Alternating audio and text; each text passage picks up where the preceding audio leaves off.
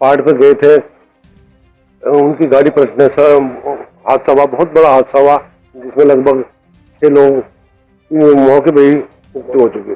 और एक जो उनका बेटा था, उसके पैर में फ्रैक्चर है, वो जोनीग्राम में एडमिट है। तो मैं 2-3 दिन से बाहर था, और जैसा मैं रात आया तो आज सुबह मैं उनके घर पर गया, तो पूरे गांव में बड़ा बहुत चिंता बनी है, पूरे माहौल में गमी है।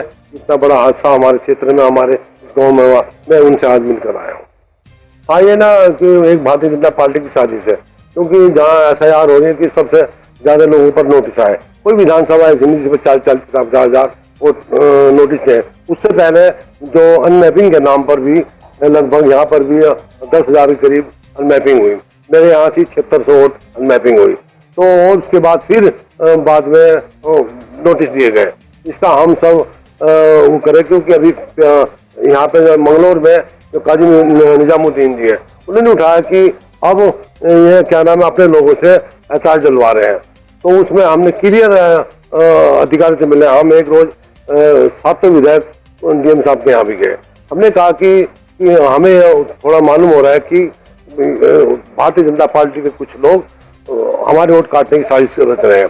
तो उसमें क्लियर DM साहब ने आदेश किया कि कोई भी अगर किसी पर आपत्ति लगाएगा तो उसी बूथ का सिर्फ 5 वोटों पर आपत्ति लगा सकता है।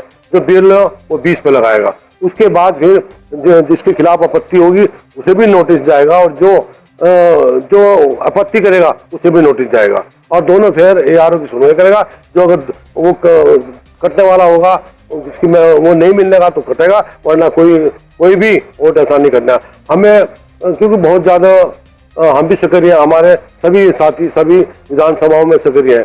क्योंकि जिस तरह बंगाल में वोट चोरी करके सरकार है, इसी तरह भारतीय जनता पार्टी आज यहाँ से बिल्कुल बौखला चुकी है। क्योंकि जो भारतीय जनता पार्टी ने वादे किए थे, महंगाई कम करेंगे, युवाओं को रोजगार देंगे और किसानों की आय दुगनी करेंगे, सब जगह फेल हो चुकी है। अब उन्हें कहा कि हम इनके वोट कटवा गए, फिर दोबारा सत्ता में बोलना, हम चाहें कि ऐसा नहीं होने देंगे। हम एक वोट की लड़ाई लड़ेंगे।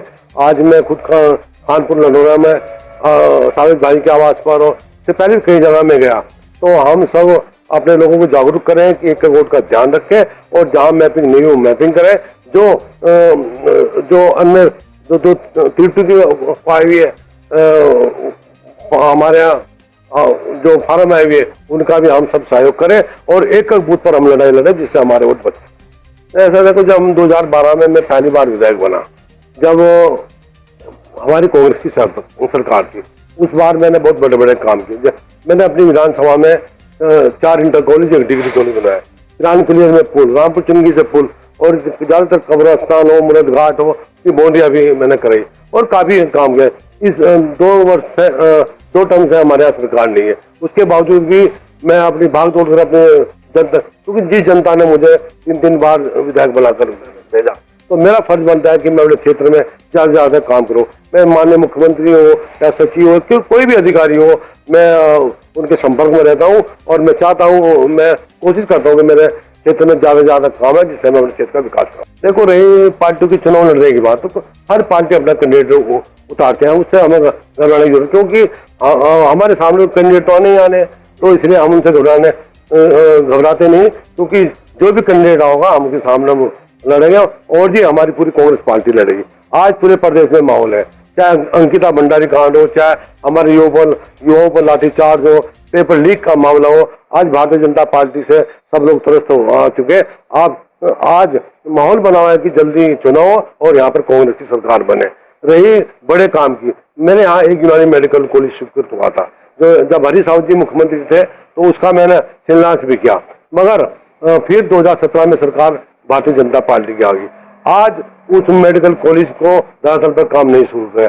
कोई बार, जितनी बार भी विधानसभा चली, मैंने हर बार उसका क्वेश्चन भी लगाया, मगर सरकार बड़े बड़े काम, ये भारतीय जनता पार्टी की सरकार बड़े काम नहीं करना चाहती। इसलिए एक मेरा बहुत जो सबसे बड़ा काम और जरूरी काम रहेगा यूनानी मेडिकल कॉलेज का, और इसके अलावा और कई पुलों की जरूरत है, वो उसका भी मेरा एस्टिमेट शासन में लंबित है।